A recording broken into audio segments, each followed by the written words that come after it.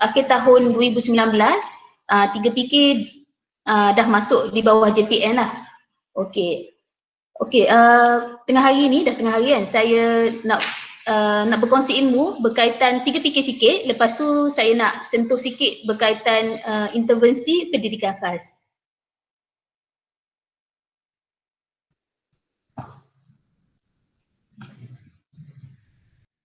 Macam mana nampak tak? Skrin saya nampak?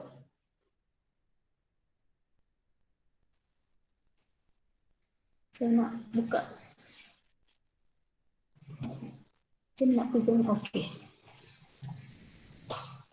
Okey, saya sedang.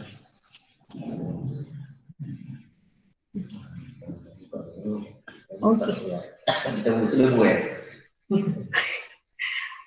Okey, sedikit pengenalan berkaitan Pusat Perkhidmatan Pendidikan Khas.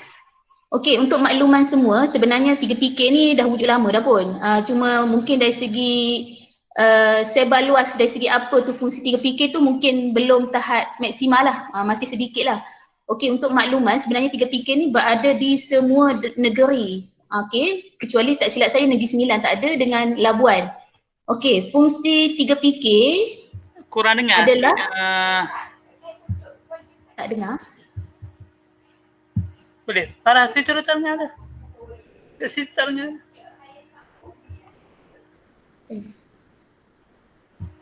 Ada yang Okey, sedikit pengenalan berkaitan 3PK.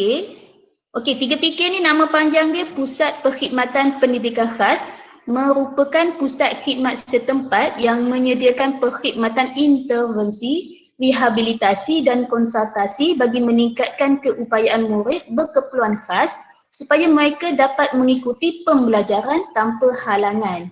Okey, kiranya macam yang biasa kita tahu kalau anak-anak murid kita yang macam dari segi kefungsian rendah kan, yang autism, biasanya dia orang ada servis pergi hospital kan, ada pergi sesi terapi kat hospital kan.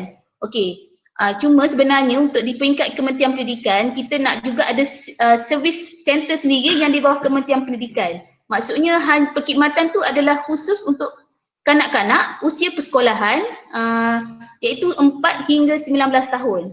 Okey. Okey, itu adalah objektif ataupun pengenalan ringkas berkaitan 3PK. Okey. Okey, sebenarnya untuk perkhidmatan yang disediakan di 3PK melibatkan 6. Minta maaf saya komputer agak slow sikit. Okey, perkhidmatan yang disediakan. Okey, sebenarnya dalam rancangan untuk 3PK, perkhidmatan yang disediakan melibatkan 6 bidang. Okey, audiologi, intervensi pendidikan, psikologi, terapi cara kerja, terapi pertuturan bahasa dan terapi anggota, iaitu terapi fisio. Okey, ini secara gambaran kasarnya lah. Namun untuk 3PK Kelantan, untuk makluman semua, kita ada 2 pegawai iaitu psikologi, iaitu saya sendiri dan juga terapi cara kerja, iaitu Puan Naswa, tapi dia tak dapat join sekali hari ini. Okey, dari segi fungsi 3PK, okey, apa yang kami buat? Yang pertama kami buat saringan dan pengesanan. Okey, saringan dan pengesanan ni melibatkan budak yang belum ada kat OKU pun kami boleh tolong, kami akan buat saringan dan pengesanan awal. Maksudnya kalau nampak ciri-ciri yang ketara, kami boleh untuk sediakan report untuk recommend untuk pemeriksaan lanjut di hospital lah. Okey, lepas tu penilaian dan diagnosis. Cuma diagnosis ni bukanlah secara ni, sebabnya diagnosis ni sebenarnya doktor sahaja yang boleh buat. Cuma kami boleh menyatakan secara kata laporan ringkas lah, yang boleh senang untuk parent atau cikgu untuk refer ke hospital kan. Okey, seterusnya intervensi dan rehabilitasi. Okey, program intervensi awal, konsultasi dan khidmat sokongan. Okey, khidmat sokongan ni sebenarnya dari segi khidmat sokongan ni luas lah, tak kisah dari segi pembelajaran ke, dari segi mungkin dari segi aspek pengurusan diri ke, insya-Allah lah kami boleh bantulah. Okey, maksudnya khidmat sokongan ni tak semestinya untuk budak berada di PPKI ataupun budak di PPI pun boleh, maksudnya ada budak PPI yang mungkin memerlukan sedikit khidmat sokongan kan, supaya dia boleh meneruskan berada di PPI ataupun PPKI. Ada budak PPKI yang kita rasa kenapa tak boleh nak di PPI kan. Kita boleh cuba bantulah. Okey. Okey, dari segi objektif, kewujudan ataupun kenapa adanya 3PK ni, yang pertama untuk menyediakan intervensi dan rehabilitasi yang komprehensif, meningkatkan potensi MBK agar berupaya berdikari dan bersosialisasi, menyediakan intervensi awal dari aspek domain perkembangan, okey, meningkatkan peluang kebolehpasaran MBK, membantu mengoptimalkan kesediaan dan potensi diri MBK, dan akhir sekali meningkatkan akses MBK kepada pendidikan. Okey, itu secara umumnya lah. Namun sebenarnya kalau ikutkan ni banyak je lah kerja untuk 3PK ni kan, tapi sebenarnya kami tak dapat nak mencapai ataupun nak akses kepada setiap pelajar pun. Cuma kami boleh berkongsi sedikit lah berkaitan untuk pelaksanaan intervensi domain pendidikan khas di sekolah yang cikgu sebenarnya boleh praktikkan.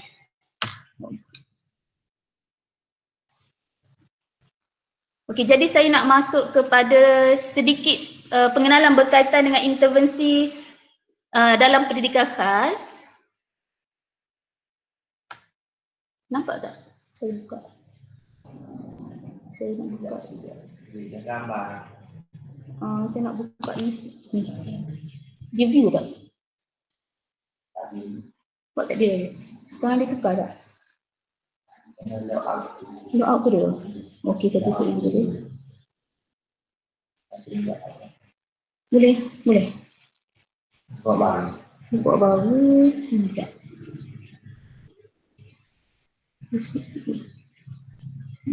Okey, sekejap saya nak tukar Windows kan. Saya nak buka yang ni. Boleh? Alamak, dah tertutup lah. Okey, sekejap. Okey, maaf ada sedikit kesilapan teknikal.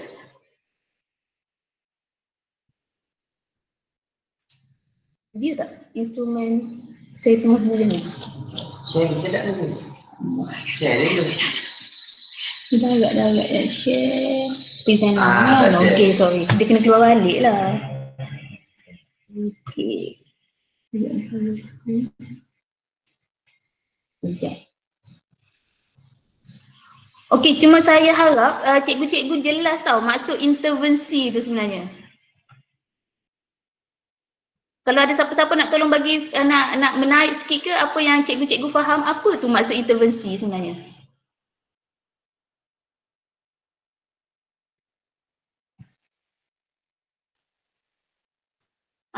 Okey. Mula-mula saya nak tanya, cikgu pernah tengok tak instrumen ni? Tak masuk. Tak masuk? Okey. Sabar. Sini. Okey. Masuk dah. Ada cikgu-cikgu yang saya rasa, saya harap semua PPKI biasa tengoklah instrumen saringan domain Linus pendidikan khas. Okey, instrumen ni sebenarnya berasal daripada program Linus pendidikan khas. Tapi seperti yang kita semua maklum, program Linus sendiri tu dah dimansuhkan kan bermula 2019. Namun instrumen ni masih lagi valid untuk dilaksanakan sebab berdasarkan instrumen ni cikgu boleh kenal pasti domain mana yang budak ni perlukan intervensi. Okey, instrumen ni mengandungi 6 domain, iaitu domain kognitif,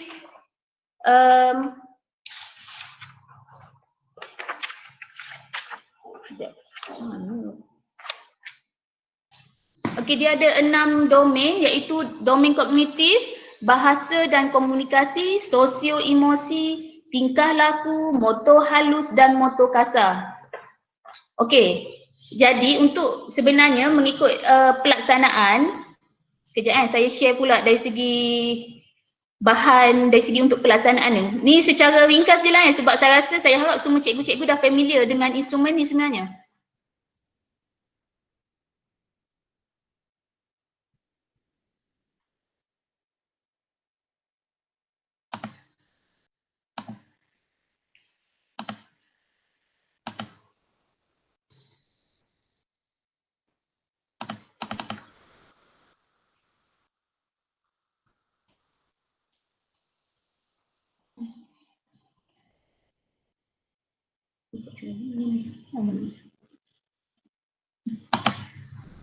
Okay, sekejap.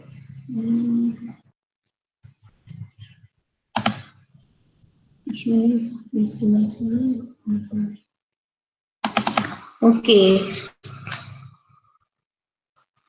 Yang ni saya tengah buka yang ni. View tak? Tak view. Dia view. Okay. Okay, ni saya ceritakan sedikit lah intervensi domain pendidikan khas. Maksudnya macam mana cikgu nak mengaplikasikan intervensi semasa dalam pembelajaran. Dan sebenarnya intervensi domain pendidikan khas ni boleh digabung jalin dalam PBD, dalam RPI. Cuma dia kena jelas lah apa itu domain pendidikan khas. Okey, saya pergi cepat Okey. Okey, ni instrumen saringan domain pendidikan khas. Okey, seperti yang saya bagi tahu, instrumen ni ada 6 domain. Okey, soalan dia very simple. Dan setiap domain tu dia ada markah yang cikgu perlu kira. Dan selepas tu kita akan tahu adakah murid kita tu melepasi atau tak untuk setiap domain tu. Okey, jadi kalau setiap dia ada pemarkahan lah untuk setiap domain dan sekiranya murid kita tak lepas, dia dah ada dari segi keputusan tu adakah memerlukan intervensi atau tak. Jadi sekiranya murid kita tu tak melepasi, maksudnya dia memerlukan intervensi dalam domain tersebut.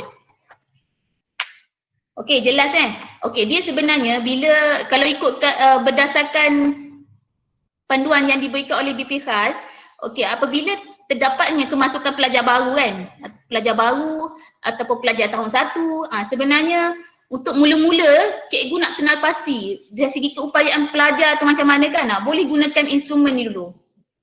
Jadi dah tahu dari segi keupayaan murid tu setakat mana, jadi cikgu boleh plan macam mana nak bantu murid tersebut.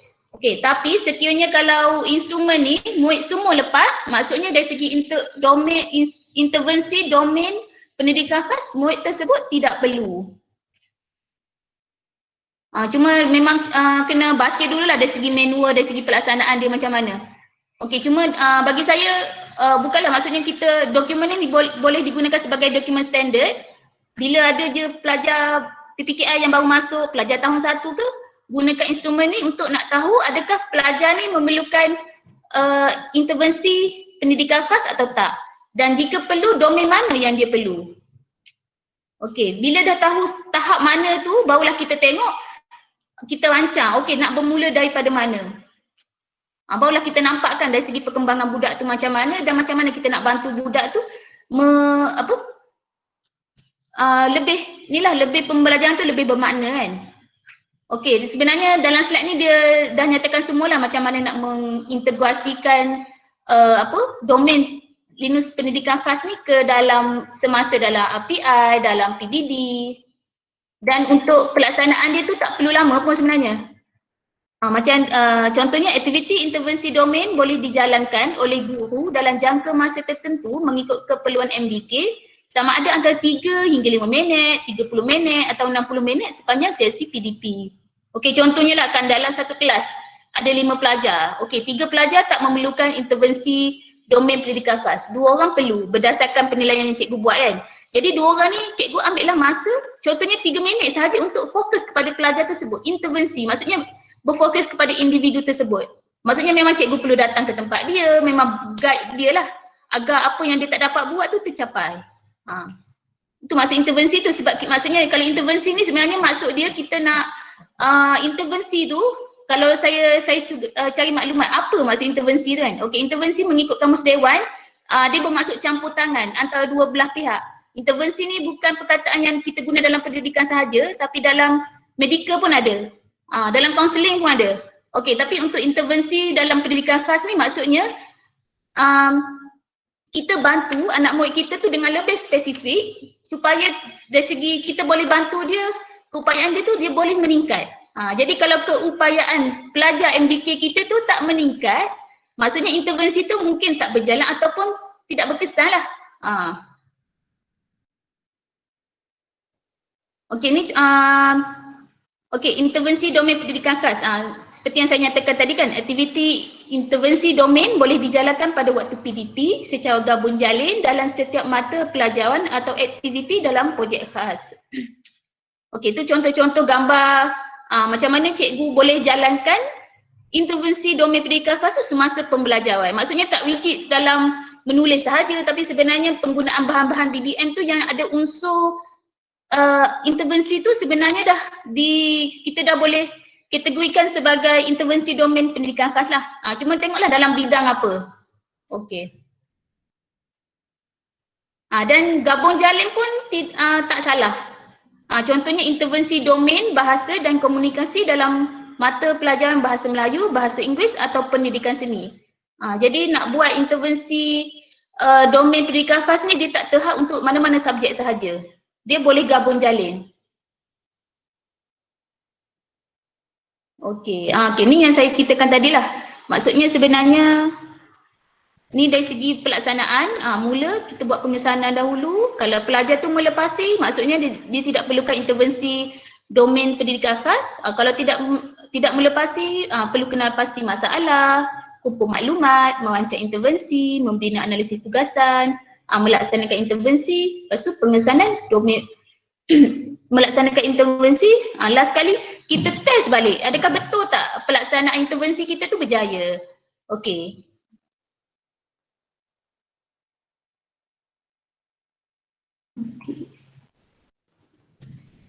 Okey, ni saya tunjuk gambar sikit lah. Domain kognitif, aktiviti PBD dia buat permainan. Domain bahasa, domain tingkah laku, sosial emosi. Okey, cuma saya harap cikgu jelas domain kognitif ni apa? Ataupun perlukan penerangan tak? Okey, kognitif ni kita nak tengok dari segi keupayaan MBK kita ni, keupayaan mental dia. Keupayaan dia untuk berfikir, penyelesaian masalah. Okey, kalau bahasa dan komunikasi ni melibatkan dari segi keupayaan murid tu untuk berkomunikasi. Okey, cuma komunikasi ni dia sebenarnya bukanlah verbal sahaja tau. Maksudnya kalau budak autism, kita tahu budak autism non-verbal, tak bercakap. Jadi adakah kita tak boleh nak buat apa-apa untuk nak berkomunikasi dengan dia kan? Jadi untuk komunikasi dengan budak autism tu, kita boleh gunakan pendekatan bergambar. Maksudnya pendekatan kita panggil akan menggunakan, biasanya kalau untuk autism tu kita tak nak suruh dia bercakap, memang tak lah kan. Jadi kita akan gunakan gambar dan dia boleh tunjuk. Biasanya dia akan melabel lah. Jadi kita sebenarnya budak tu boleh berkomunikasi dan tahu, tapi sebab kesukaran dia adalah untuk bercakap ataupun memang macam autism tu memang itu adalah karakteristik dia. Jadi tak boleh nak push lah, ataupun bila kita cakap budak ni tak sekecek. Jadi kita dah label budak ni memang tak boleh. Sebenarnya kita kena ubah macam mana kita nak bantu juga budak tu komunikasi tapi tidak menggunakan suara. Dia menggunakan bahan lain. Kebiasaannya kalau kita tak boleh dengan verbal, kita akan gunakan gestures ataupun pictures lah. Okey, domain tingkah laku. Tingkah laku ni perangai lah kan, adakah budak tu boleh dari segi tingkah laku dia positif atau negatif. Okey, sosio emosi. Sosio emosi ni berkaitan dengan bagaimana MBK kita ni, sosio emosi ni adalah cantuman dua perkataan, sosial dengan emosi. Dari segi dari segi definisi dia lebih kepada bagaimana seseorang murid tu membuat perhubungan dengan rakan-rakan yang lain. Adakah dia boleh berkawan dengan baik ataupun memang tak bergaul dengan orang. Okey. Domain motor kasar. Okey, motor kasar ni dia melibatkan otot-otot besar. Otot-otot ni maksudnya kalau motor kasar ni dia melibatkan otot kaki lah, maksudnya melompat, melibatkan tangan juga. Okey, tapi kalau motor halus ni dia lebih kepada pergerakan otot-otot yang kecil. Contohnya manipulasi jari lah. Okey. Okey, bahan bantu belajar boleh pelbagai lah. Okey. Ini contoh intervensi domain motor kasar. Biasanya kalau domain motor kasar ni kita boleh praktiskan dalam aktiviti PJ lah kan. Suruh budak tu merangkak ke, melompat ke, membaling, menyambut bola. Okey, lepas tu intervensi domain motor halus, menggunting, bermain dengan macam-macam lah, stapler, boleh apa-apa benda yang melibatkan manipulasi jari jemari. dia sebenarnya kalau kanak-kanak ataupun MBK kita mengelak daripada nak menulis ataupun memang tak berminat dengan bahan bertulis, kena tengok adakah intervensi dalam motor kasar, motor halus dia dah melepasi semua. Sebab motor kasar dengan motor halus yang tidak okey akan mempengaruhilah untuk budak tu menulis, keupayaan murid MBK kita menulis dan nak semualah. Okey.